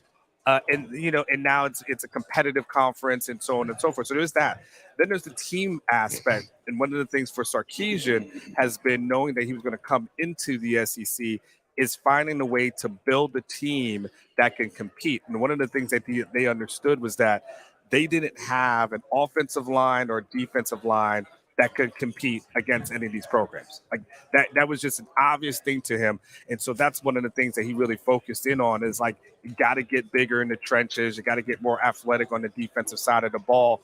And so that's what he's been recruiting at. You guys may have heard of the Pancake Factory, which is where every offensive lineman who's a member of the University of Texas gets paid $50,000 a year through NIL. So you multiply that by 4 years. I mean, it's $200,000. So that's starter or not, you're just on the team. So working on that, bringing in guys who are defensive linemen, elite guys and stuff. And of course, you saw last year, they were able to be competitive with Bama, had a good opportunity to be. So they feel like they're building a team that will be able to compete once they are here. So that's why I said there's two levels of it. It's the program itself feeling like, okay, they don't want to carry this conference anymore, and they want to give the conference that's going in the future, and then also them building a program that can actually compete, where it's not just, as people want to say, well, they're just trading in losses against Kansas State and TCU for losses, against Arkansas and other in Georgia. They want to be able to actually trade that in for wins going forward. And that's an interesting topic that you brought up. And I never really thought about it like that Texas and Oklahoma might just feel fatigued a little bit by carrying the load for the conference, because it seems like, okay, we're fine kind of being the front runners. But that's an interesting concept that you just brought, and something really I hadn't thought about. Yeah, well, because if you think about it for right now, when Texas and Oklahoma leave that conference, what becomes the biggest rivalry game in the Big 12? Like, think about it. It's Texas Tech versus somebody, Houston. Like, there is none. Like, there's TCU Baylor? TCU Baylor, but is that something you're going to watch on a Saturday?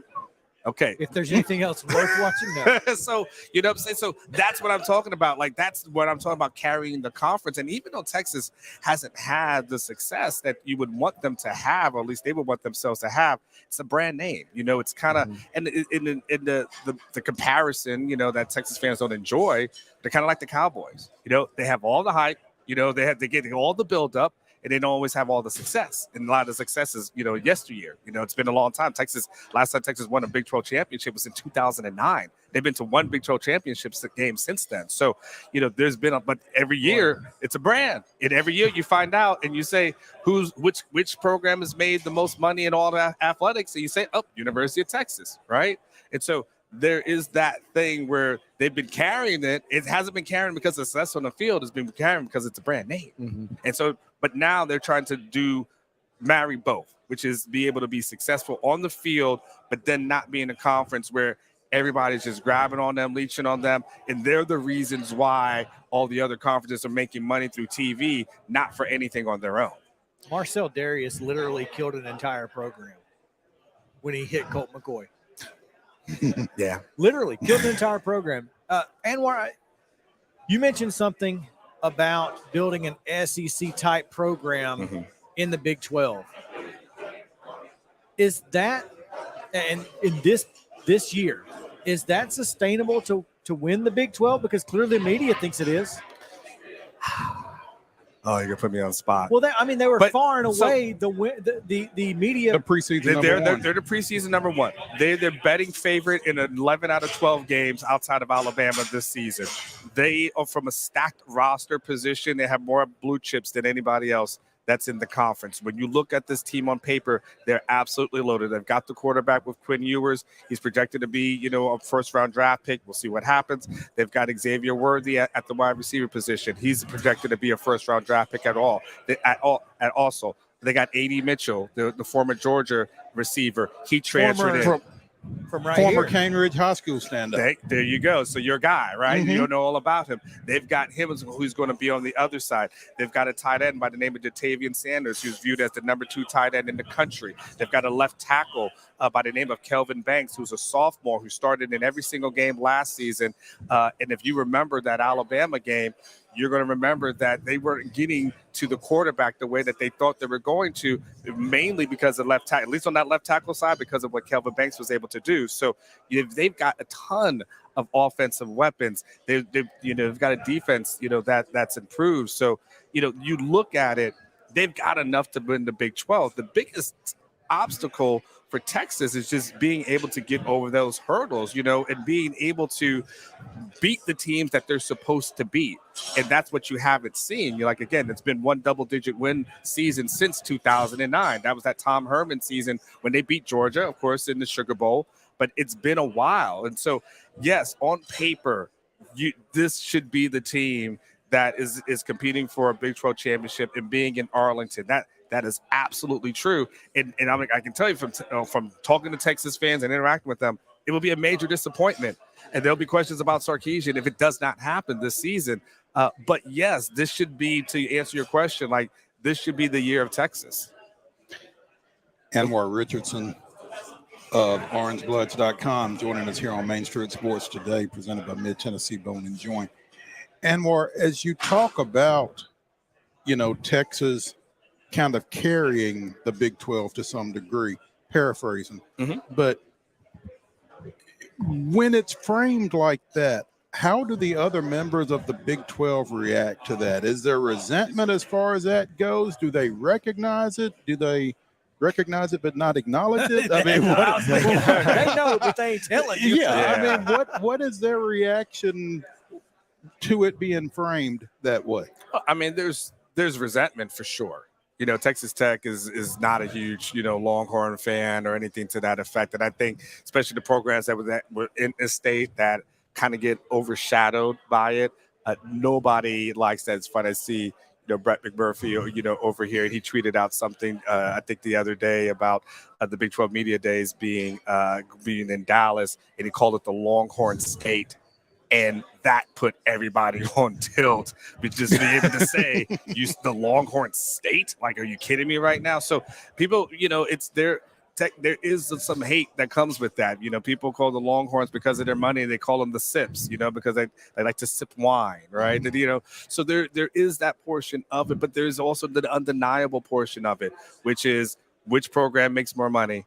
That's Texas. Which program is winning the Directors Cup? And I think Texas won it either 1 or 2 straight years, and they were in contention. I think they were in contention for last year, won it the year before. So they're excelling in all the sports. So they got 100,000 people that can sell out DKR. So they understand that. But the problem that happened before and what led to this whole thing was that there was no initiative by the Big 12 to get better. There just wasn't any. They were becoming a stagnant conference, and the leaders of Texas started to worry that they're going to get left behind. Look at the Pac-12. Look at where they're at. And so Texas they didn't know, but they knew something was coming.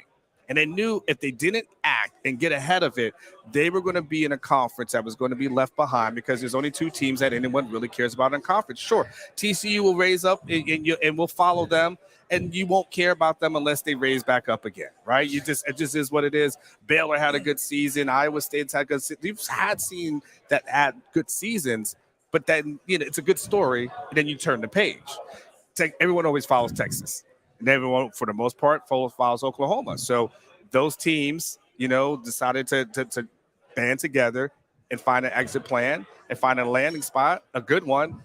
And I think what they've been able to do by doing that, they probably solidified their future for the next, 75 to 100 years. It was about this time 2 years ago when realignment got turned on its ear, like you said, with the announcement that Texas and Oklahoma were leaving the Big 12, coming to the SEC. Were they working together? I mean, was there a phone call that said, hey, let's do this? Or were they working independently of each other? Or how did that come about? Yeah, there were conversations, that were had between both schools, as far as like, let's do it. Now, the one thing they were able to do that's amazing was that they were able to keep that under wraps. Because that something like that's that monumental to not have a leak that came out at all is impressive. That's, you guys do the media. That's hard to do, especially something that monumental. But they both understood that it's going to be hard to make. We can make this move, but we're going to need two of us, in order to do this. Because if Texas does this, it can't do it without Oklahoma, right? Because now it's like, well, you can't leave someone. And so they understood we're the two powerful brands here. It's kind of like at some point, you're like, well, we're making all the money here, and everybody else is eating. Why are we cutting this check? With between 10 ways when you and I are the headliners of it. It's what happens when you have music groups, right? At some point, the lead artist says, "Wait a second, why are we cutting this check when I'm Beyonce?" So you know what? I don't need Destiny's Child anymore. Like I'm out of this thing, right? And that's what they kind of just said. Like we can do this on our own and get to somewhere more powerful. So yeah, the conversations were had, and that's the reason why former Commissioner Bob Bowlesby was complaining so much, and he felt like, man, you guys did us so wrong. Like I can't believe you did this. He wanted to threaten to sue ESPN, which I'm like, how are you going to sue the people who are cutting your checks? Like, let me know how that's going to work out for you, right? So that's not going to happen. But there was that, and they still got a deal before the Pac-12. and they still because Yormark came in. Yormark came in, and this is the key to everything. Yormark came in, and he identified, and that's why I say he's a better leader than what Bob Bowlesby was. And he came in, and he understood what needed to be done. He understood the division there, and now they got their deal done. ESPN is not going to cut that check right now. They don't really have all that extra money, as you see by the layoffs, to be cutting that check. So they got in before ESPN says to themselves, "Now we can't do that anymore." And so now the Pac-12, I mean, they're going to be streaming on something at this point. So yeah, but everything you said was correct. And you mentioned leaders, and just this is me selfishly. I would love to be a fly on the wall, the first athletic directors meeting, just to see how our guy Del Conte, who could cut up a room like nobody's business, to see him kind of interact with these SEC long-term, sometimes established athletic directors. That guy is a maverick in every sense of the word. So Chris Del Conte, for those who aren't familiar, is the Texas athletic director. And just think of the guy who's got the loudest voice, who's about 6'4", and you would want to have a drink with all night long because he'll tell you stories and all that stuff. Chris Del Conte has been able to raise so much money for the University of Texas. They were able to do expansion for that stadium. They were actually able to seal that thing in. They're getting like new facilities, new dome. Like he's able to do that because he is just that charismatic kind of guy. Now, he was at the spring meetings in Destin, but he was allowed to talk and interact. He just wasn't allowed to vote. So, so it was, I don't want to say it was a humbling experience, but it kind of, for both of the athletic directors, like, okay, know your role. Next year, you'll have more of a say. For now, just sit here and learn and be a fly on the wall. But you guys at some point need to have him on your show because he is funny, he is charismatic, and you guys will actually enjoy all the stories that he tells. He's one of those guys that got a war story for everything. But again, in the role that he's in at the University of Texas, you've got to be able to raise money. Like you've got to be able to relate to those big money donors, and you've got to be able to have that connection to make them feel special. That's what he does really well. He'll make you feel like you're his best friend. You may not be, but he'll make you feel like it. Now, he may cuss you out when you go home, but he's going to make you feel like it. But you're right about Chris Del Conte. We'll get that cell number from you when we get off the air. Yeah. I got it. You didn't get it from me, though. Yeah, what? Yeah, exactly. There's no evidence of that, right? Yeah. ANWAR Richardson of OrangeBloods.com joining us here on Main Street Sports Today, presented by Mid-Tennessee Bone and Joint as we broadcast live from SEC MD 23. It's nice when it rhymes. Yeah, I like that. CD3, I like it. Yeah. Throw a hashtag on that. See what happens. What have you thought as you were at Atlanta last year and you're back here this time around? I mean, you've contrasted and compared SEC media days and Big 12 media days. I mean, for your Big 12 counterparts who have not been to this yet, what do you say to them as they get ready to go next year to Dallas? Well, I'll say to them, get ready for the pros.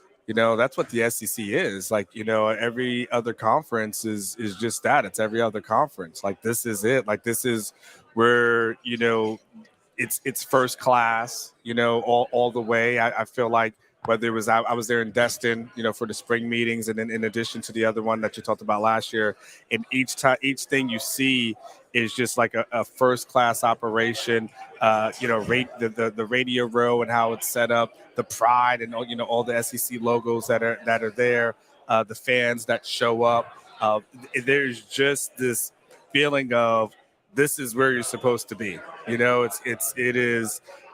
is different than covering anything else. And so from a media perspective, it's a fun thing to cover something that so many people care about. I covered the NFL for years, and so sometimes when you cover certain games, you're like, yes, but it is. And when they say it just means more, well, it does. And then That ain't just a saying. Well, and you know what? It's a statement of fact. Yeah. It's you know what this is like?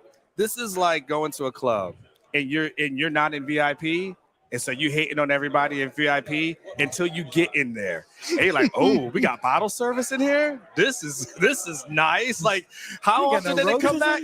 Yeah. I'm like, I got a private bathroom in here too. Like, wait, and then you're gonna bring some of the most attractive ladies in the club around me? Yeah, this is where I need to be. So and now I'm like, I don't want to go back out there, because once you got VIP, like, the last thing you want to do is go sit at the bar. Like, you're like, man, I've had this, like flying first class, right? Like, when you fly first class, and then you got to go sit back and squeeze into it. You're like, man, this sucks.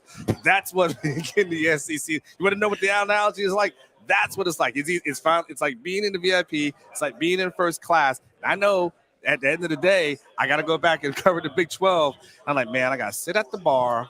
I gotta wait online, and you gotta sit in business. Yeah, right. And now I'm sitting on Southwest. I got B54 for my boarding pass, and I'm just waiting to get back to first class. That's great. That's awesome. Another, I don't know how we failed to mention this wrinkle with all this coming to fruition. There's a certain rivalry game that's going to be back on in the cards. What can you tell us about Texas A&M, which was it feels ancient at this point to a lot of folks, but that's an all-time rivalry in my estimation. I can tell you it's not ancient amongst the fans. I can only imagine. And let me tell you, so what happened was, and I said what happened was, but when A&M goes apart, and it's interesting because, you kind of, I've heard this with Oklahoma and Oklahoma State, where now all of a sudden they're not going to have that rivalry game, and you hear Oklahoma State and Mike Gundy saying, well, they left, so you know what, it's not up to us to keep this thing going, because if you wanted to keep this thing going, you would stay. That's what happened with Texas A&M and Texas, and, so it was, each one was saying when they would get asked, hey, why don't you guys use the rivalry game? What Texas would say, well, you know what, A&M left, and it's not up to us to keep this thing going because they should have stayed in the conference, ... And then you have Texas A&M kind of saying, hey, listen, man, we're at the SEC. We move on to bigger and better. I mean, if they want to play, we can, but we're not going to do that. And so each one acted like they didn't need the other. But at the end of the day, when this thing was finally finalized, the trash talk, the everything, it just got rejuvenated. And look, they talk trash to themselves all the time, but the thing is that they haven't faced head-to-head. And the big thing is, especially from an A&M perspective, is the last team that won that game was Texas. in that famous Justin Tucker kick at the last second, and all of a sudden Texas. So Texas has been able to hold this thing in the trash talk business over A&M for years. Like, well, we beat you at Kyle Field the last time, and so now it is excitement, and it needs to be played. It's hard. You guys in the SEC, what these rivalry games mean, and it's hard to imagine a world where Auburn and Alabama don't play, or Michigan and Ohio State don't play. Like, imagine? Yeah, just imagine taking that away. Imagine taking away Florida and Florida State.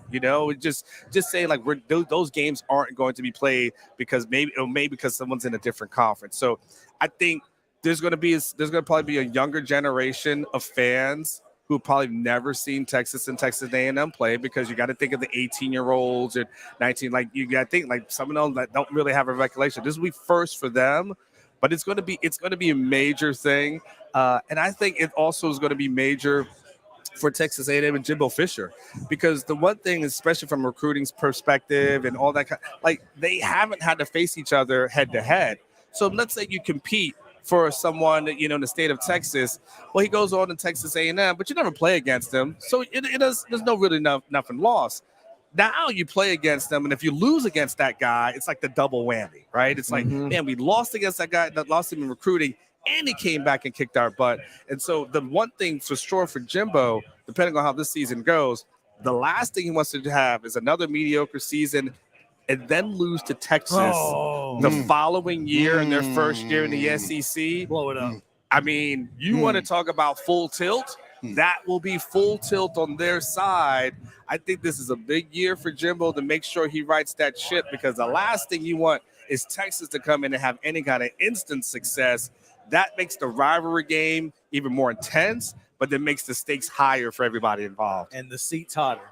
Yeah, no question. No doubt. And just a real quick one, recruiting. There's a certain quarterback on the roster now. What are Arch within the realistic realm of expectation? What, because obviously Texas got a solid quarterback as is. What theoretically? True. Well, yeah, I mean, yes. But realistically, what in your mind, at least, expectations for Arch Manning in the next year, this year or next year, I suppose? I have no expectations of Arch other than a red shirt this season. If Arch Manning is out on the field for more than 4 games, something happened bad to Quinn, and it's not thing. Arch had an okay spring, but I think Malik Murphy, who's the second string guy, which you haven't heard of because no one's ever. And I feel bad for the young guy, because he's kind of like that kid who's, the middle child, who's kind of like the older child gets a lot of attention and the youngest child gets the newest attention. And here's the middle child just sitting right there being consistent, doing everything he needs to do, minding his own business, and nobody pays attention to him. But they do have a second string quarterback by the name of Malik Murphy, who had a really, really, really good spring. They're very high on him. If you guys look up that viral picture, look up Texas quarterbacks, and look him up. He's about 6'7". He looks to be about 240-ish or so, maybe 245. He's big. He just had a video the other week that had him doing backflips. He's ridiculous specimen. I think he's pulling up the photo for you right now. Yes, Arch looks ripped, but that guy's ripped as well. They have Hiles where he balled out in the spring game. So I think what's going to happen is Arch is going to redshirt, and I think there'll be a quarterback competition between the two of them next year to decide who's going to be the guy, because the hope is that Quinn leaves. But I think this is going to be a year, I think, for Arch to grow and develop. I don't expect to see him on the field this year. Man, you look at this photo. There's one particular in these that looks like he might have skipped leg day, at least compared to the others, and that's Quinn Ewers. Yeah, well, in that photo, you don't want to be the guy standing next to Malik. You're like, nah, I want to be on the other side. Like, I don't want to stand next to him. Like that is not who you want to be next to. But yeah, he's. But Quinn has actually lost weight. So he had to get a little bit healthier. So he kind of spent this kind of entire offseason focusing more on his diet, cutting out all the bad food. He's his quarterback. He's worked a lot with his quarterback coach. His quarterback coach is the same coach of Patrick Mahomes, Jeff Christensen. So they've been working together. He's been, in the playbook a lot more. So they have high hopes for him. And Steve Sarkisian, once the spring was over, shut the door on any kind of competition and said, that's my guy going into the season. So Sark believes that he's going to be a much better quarterback. ANWAR Richardson of OrangeBloods.com here with us on Main Street Sports today, presented by Mid-Tennessee Bone and Joint. ANWAR, it's been a pleasure. We've learned a lot about Texas. Looking forward to one more year. And this is what I told Mo this last week after Big 12 Media Days.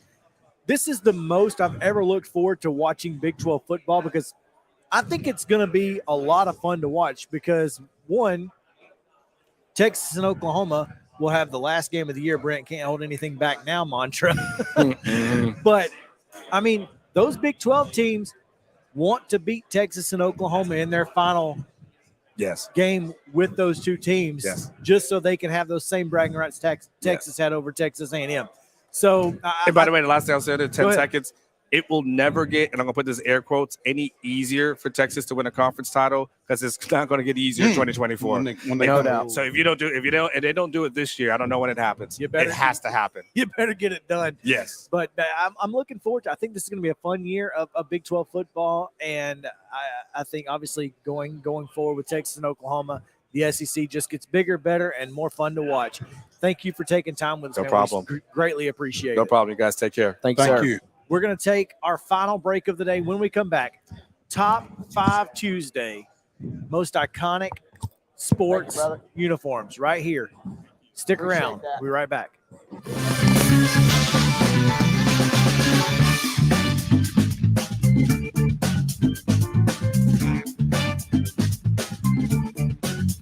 Founded in 2005, Pamela Witt, First Lending Solutions, has a reputation of consistently offering the lowest possible rates and, above all, providing outstanding customer service. Pamela Witt, First Lending Solutions, takes pride in treating our clients with honesty and integrity. We provide excellent service and experience you can trust for all your mortgage needs, proudly serving all of Tennessee. Apply today. Call Pamela Witt, First Lending Solutions, 858-518-1506, or online at www.firstlendingonline.com. NMLS number 314276, ID 135932.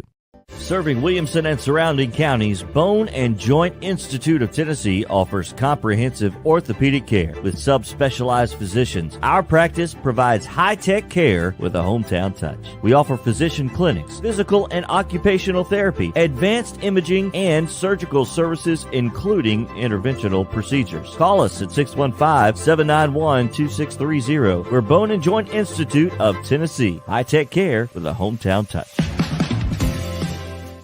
Complete Service Heat and Air is a trusted provider of top-notch heating and cooling solutions dedicated to ensuring optimal comfort and efficiency for residential and commercial spaces. Complete Service Heat and Air is located in White Bluff, Tennessee. We do service and repair on heating and air the right way 24/7 service. Call us at 615-797-3997. Serving Cheatham, Davidson, Dixon, Hickman, Humphreys, Montgomery, and Williamson counties. Craving the juiciest, most delicious burgers in Dixon? Look no further. Luke's Burgers and Breakfast has got you covered. Whether you're in the mood for a mouth-watering cheeseburger or a breakfast burrito, we have it all. Our secret? Only the freshest ingredients, cooked to perfection every time. So why settle for ordinary when you can have extraordinary? Come on down to Luke's Burgers and Breakfast, where every bite is an experience. At 24 Realty, we understand that buying or selling a home is one of life's most significant decisions. That's why our team of dedicated professionals is here to guide you every step of the way, ensuring a stress-free experience. So if you're ready to embark on your real estate journey, choose the best. 24 Realty, voted the best real estate company in Cheatham County for 6 years in a row. Contact us today at 615-247-7247.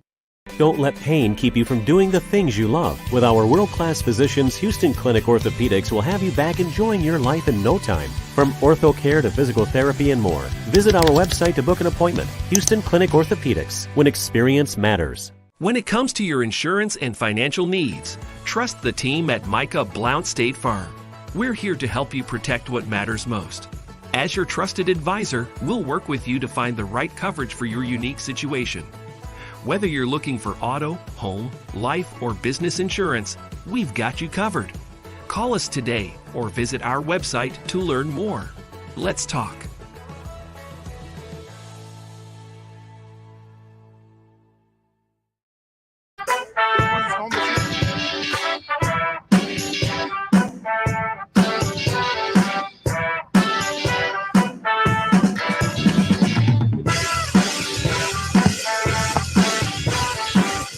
Welcome back to Main Street Sports Today, presented by Mid-Tennessee Bone and Joint, as we return to the Grand Hyatt for the continuation of SEC Football Media Days here in Nashville. We're almost halfway through. We're almost halfway. We're more than halfway through because we'll be done on the SEC Media Days is done at about noon on Thursday. Oh, we're on the downhill then, yeah, baby. We're on the downhill slide now. Okay. Yeah, you got my attention. Something like that.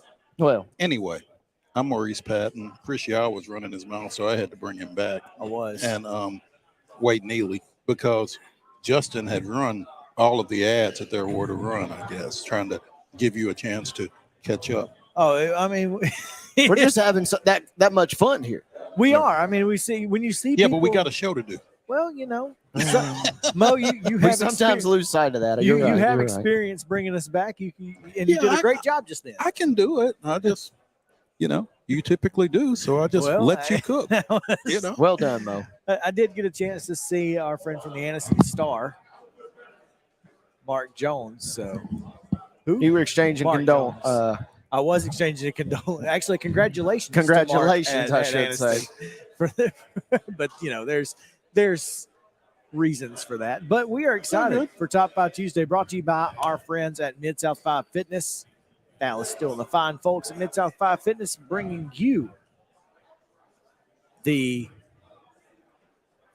physique that you so desperately desire. Yeah, I mean, if you're trying to look like Malik Murphy, we all, excuse me, we all are. I'm not going to tell at that this lie. point now. I give up on it. But if you're trying to look like Malik Murray, Dallas can get you taken care of. No doubt. Well, today's top 5 is most iconic uniforms, and this comes after the New York Yankees. And we thought it was bad when Quick Creek put a patch on the Braves uniform. The New York, you had a number on that. Oh, 75% win percentage since the Quick Creek so patch went on. I mean, say what you will. Exactly. But the Yankees sold a sleeve patch. Won't put naming rights on Yankee Stadium. Won't put naming rights on Yankee Stadium. Can't grow your hair out. Yeah, won't let you have facial hair. Or hair longer than your collar. It's like going to a private school. But they'll put some private schools. Yeah, well. But they'll put a patch on the sleeve. So for the right price. And one of the folks that one of our colleagues who is just down the hall from us said something about putting a patch on one of the most iconic uniforms in sports. And so here we are talking most iconic uniforms. We'll start on the end and go this way.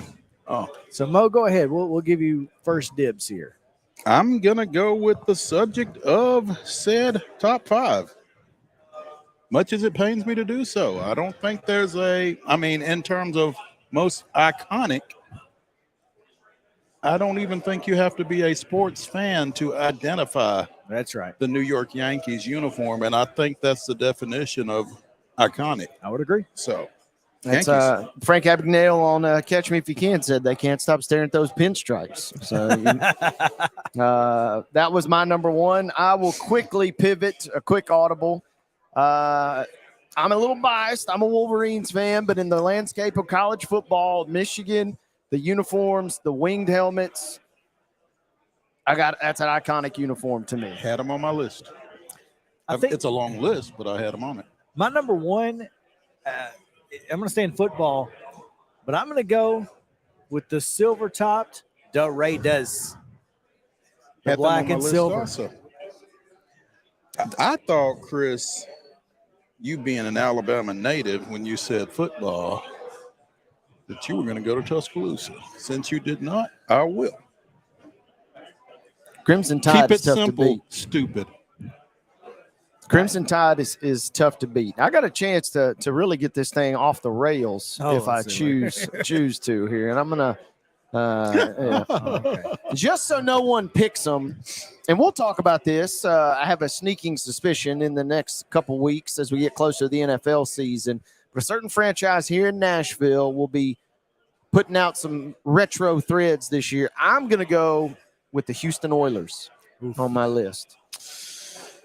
All right. I was just afraid that they'd get snatched up, so I want to make sure they're on there. Here's a unique one. Unique or iconic? Now, yeah. Well, I think it's a uniquely iconic. I think it's a unique one for this set because I don't know that I'll be curious to see if it's on either of your lists. Chicago Bulls. It is on my list. Okay. I didn't think it might be, so I'm glad that I got that one in when I did. It is on my list. It wasn't on my paper list, but it was in my mental list. Does that make sense? There you go. There you go. It's on my list. I don't know that I would have picked it, but what I will pick, and again, this is not about allegiances to any of these teams because I know exactly where you're going. Yep. That's my number 3. Yeah. Should have picked him. Penn State football. Oh, okay. That's not where I thought you were going. All right, let's go. That was my deal. Michigan's one of their arch rivals, but that's a classic uniform. Again, keeping it simple, man. Keep it simple. They are fantastic uniforms, especially when they have that whiteout at night games. This one's going to wake up producer Justin in the back. I am going with the Mighty Ducks. Yeah, that's an iconic uniform for a variety of reasons. It is. It's iconic. It's unmistakable. Yeah, absolutely. Well done. Okay. He didn't even register, by the way, back there. So I tried. I'm going Birds on Bats. Oh my God. Oof. He really has gone. You off the said deep it. end. You said this is not about allegiances. That's the Yeah, but still. God. Okay. But tell me I'm wrong. No, you're not wrong. All right. Thank God. Wow. I know it's hard to write that one down. That's a Midwest National League team, right? That's all I'm going to say. I'm not even going to say their names. You don't have to. That's that's the thing. You don't have to. Yep. Exactly. My number 4, and there's a lot to quote another sports talk show host who shall remain nameless. There's a lot of meat on this bone still, but I'm going with the LA Lakers. That's classic uniform, iconic uniform. You nailed it. Particularly the gold with the purple print and the white shadow. Yeah, I would agree with you. I mean, that is. You could name 5-6 different players that are icons that are all in that uniform. Yeah, 100%. exactly. 100%. Because it's me, I will do the iconic for the wrong reasons, perhaps, and go. These will be coming back at some point too. The Tampa Bay Buccaneers, the creamsicle, the Yuccaneers, Steve Spurrier, the Yuccaneers. I like it. That rounds me out. All right, number 4. Let's go with Notre Dame. Man, you are killing me. I know. Now, but I'm you're not wrong. No, you're not. You're not. Now, an important distinction is that Notre Dame, like New Rockne national champion Notre Dame, or is that Notre Dame losing to Marshall at home last year? Notre Dame. We're talking somewhere Golden in between. Domes. The Golden Domes. Okay, Yeah. all right. The green uniforms, even if they really get. I have one of those. I have a green Notre Dame uniform with the gold collar, and it's a number 3. It's Joe Montana. My number 5, and a lot to pick from here, but I'm going to go UCLA basketball. Yeah, that's a solid. That is a damn good list Mo has put together. I don't there. think he's going to lose. If there's if there's a poll, I don't think if he's the gonna poll lose. actually gets up, he will not lose. Yeah. That'll be hard to beat. Number 5, last one. Can't hold anything back. That's true. I'm going to pass for just a moment because I know you've got like 10 in the chamber. You're ready to unload on us here. I got a bunch of honorable mentions. Yeah. Chicago Bears. The Bears. We've got 1 minute. You got a minute. Pick Well, a team. since you went the Bears, now I'm thinking the Bears rival, a Packers iconic uniform. I can see Vince Lombardi on the sidelines, frozen tundra, iconic uniform to me. There you go. And that's going to do it for Top 5 Tuesday, brought to you by Mid-South 5 Fitness and our Tuesday show here at SEC Football Media Days kickoff event at the Grand Hyatt. Thank you to our sponsor, Complete Service Heat and Air. And stick around right after this. You'll see Missouri. You'll see LSU. Statement coming your way. It's going to be a lot of fun right after this. This has been Main Street Sports Today, presented by Mid-Tennessee Bone and Joint. Thank you to our producer, Justin Kulik, and Alan over here pushing all the buttons. We will see you tomorrow right back here.